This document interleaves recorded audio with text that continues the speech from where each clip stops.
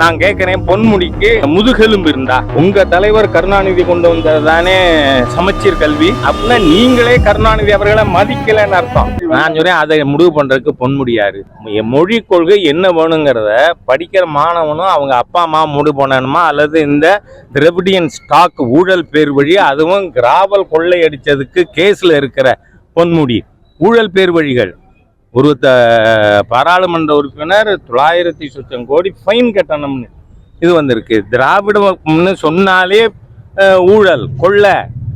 இந்த கொள்ளையர்கள் பொன்முடி ஆல்ரெடி ஊழல் வழக்கில் இருக்கிற மனுஷன், மந்திரியா இருக்கிறதுக்கு அருகதை இல்லை. அது மாத்திரம் இல்லை, நான் பொன்முடி அவர்களை கேட்டுக்கிறேன், 294 இன்ஜினியரிங் காலேஜில் 980 ஆசிரியர்கள், விசி சொல்றார், அண்ணா யூனிவர்சிட்டி வைஸ் சான்சலர், இவங்க எல்லாரும் ஆதார் கார்டை போலியாக்கி ஒரு நபர், ஏன்னா ஒரு காலேஜில் 11 ஆசிரியர் இருக்கலாம், ஆனால் ஒரு ஆசிரியர் 11 காலேஜ் இருக்க முடியுமா? அந்த மாதிரி டிபார்ட்மெண்ட் கவனிக்கிறதுக்கு வக்கற்ற, துப்பற்ற, திறமையற்ற, திராணியற்ற பொன்முடி போன்ற ஊழல் பேர் வழிகள் நீங்கள் யார் டிசைட் பண்ண?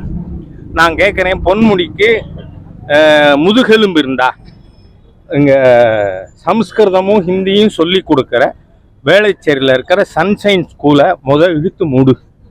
உங்கள் தலைவர் கருணாநிதி கொண்டு வந்தது தானே சமச்சீர் கல்வி? ஸ்டாலின் மக பள்ளிக்கூடத்தில் சமச்சீர் கல்வி கொடுக்க மாட்டீங்களா? அப்படின்னா நீங்களே கருணாநிதி அவர்களை மதிக்கலைன்னு அர்த்தம். ஆகவே உங்களை மாதிரி வேஷதாரிகளை நான் இப்போ சொல்கிறேன், நீங்கள் இந்த மொழி கொள்கையில் இந்த மாதிரி பிடிவாதம் பிடிச்சா திராவிட முன்னேற்ற கழகத்தினுடைய தலைவர்கள், அது டிஆர் பாலு ஃபேமிலியில், ஆற்காடு வீராசாமி அவர் குடும்பத்தில், துரைமுருகன் குடும்பத்தில் நீங்கள் நடத்துகிற எல்லா சிபிஎஸ்சி பள்ளிக்கூட வாசல்லையும் போராட்டம் நடக்கும். அதை சமச்சீர் கல்வியாக மாற்றுங்க, இல்லைன்னா வாயை மூடின்றுங்கிறேன்னா. மாணவர்கள் எத்தனை மொழி வேணா படிக்கட்டும், ஹூ ஆர் யூ?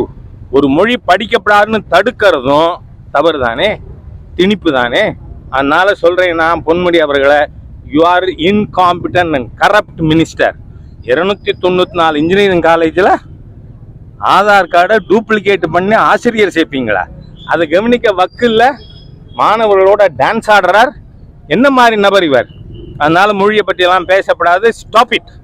நன்றி. யார் சொன்னா வரணும்னு? யார் சொன்னது? அப்ப யார் சீஃப் மினிஸ்டர்? அப்ப யாரு சீஃப் மினிஸ்டர்? அது கன்கரண்ட் லிஸ்டுக்கு கொண்டு போன அன்னைக்கு தமிழ்நாட்டின் முதலமைச்சர் யாரு? அதெல்லாம் இருக்கட்டுங்க. அப்ப கம்பு குத்துனாங்களா? முடியாதுங்கிறேன்.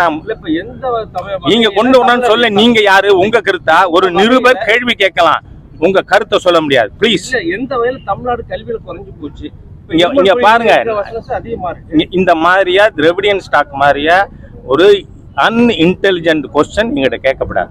காரணம், இன்னைக்கு மெடிக்கல் காலேஜஸ் இருக்கு. மெடிக்கல் காலேஜில் சென்ட்ரல் கவர்மெண்ட் இன்வெஸ்ட்மெண்ட் இருக்கா இல்லையா? ஆகவே கல்வியில் எல்லா துறையிலையும் இன்னைக்கு ஐஐடி யார் நடத்துனாங்க? Central government. ஆகவே இந்த மாதிரியா சென்ட்ரல் கவர்மெண்ட் நாடு முழுக்க கல்வி நிலையங்கள் அதனுடைய உதவியில் நடக்குது, அது நடத்துது. அப்படிங்கிறத அந்த மாதிரி இருக்கும்பொழுது அந்த சப்ஜெக்ட் கன்கரண்ட் லிஸ்ட்னா மாநிலமும் சட்டம் இயற்ற முடியும், சென்ட்ரல் கவர்மெண்ட்டும் சட்டம் இயற்றலாம். இன் கேஸ் ஆஃப் கான்ஃப்ளிக்ட், இந்த ரெண்டுலாம் முரண்பாடு இருக்குமானால் centre's position shall prevail, that is constitution. அன்கான்ஸ்டியூஷனாக யாரும் தயவு பண்ணி பேச வேண்டாம். நிருபர்கள் கேள்வி கேட்கணும், எல்லா ரைட்டும் உங்களுக்கு இருக்குது, அப்படித்தான் இருக்கணும்னு நீங்கள் பேசக்கூடாது. நன்றி.